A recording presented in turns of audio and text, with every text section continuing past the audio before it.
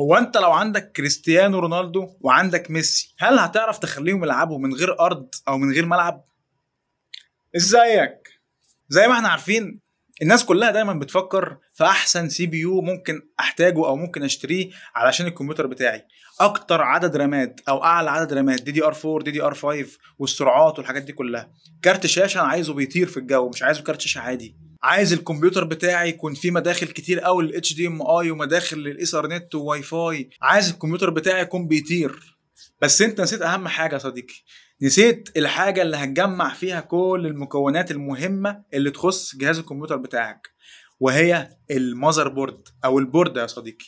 دي اللي بتجمع فيها كل الحاجات المهمه علشان يقدروا يتواصلوا مع بعض. عامله بالظبط كده زي ما تجمع فريق الاحلام في البلاي ستيشن او في الحقيقه حتى، بس مفيش ملعب يلعبوا عليه كوره. زي ما كده ما تجيب طوب احمر وتجيب اسمنت وجبس ومعرفش ايه وتجيب عمال جايين من شارع الدمراني وحاجات كده، بس مفيش ارض اصلا تعمل عليها الشقه او تعمل عليها الفيلا اللي انت عايزها. هي دي الفكره. المذر بورد هي اللي بتجمع الحاجات دي كلها مع بعض. والمذر بورد ليها وظائف كتير قوي، يمكن اهمهم وظيفتين.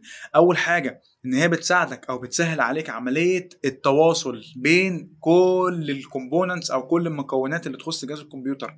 فالسي بي يو لو عايز يكلم الرامات هيكلمها عن طريق المذر بورد، لان هما الاثنين موجودين في نفس اللوحه او في نفس المذر بورد دي، فيقدروا يتواصلوا مع بعض، يبعتوا لبعض داتا وهكذا، سواء بقى كان من السي بي يو للرامات، من الرامات للهارد او الاس اس دي، للواي فاي، للايثرنت، الحاجات دي كلها. اي حاجه تخص جهاز الكمبيوتر موجوده في المذر بورد. المذر بورد بتسمح لك ان المكونات دي كلها تتواصل مع بعض. تاني حاجه ان هي بتدي الكهرباء المناسبه لكل مكون من المكونات.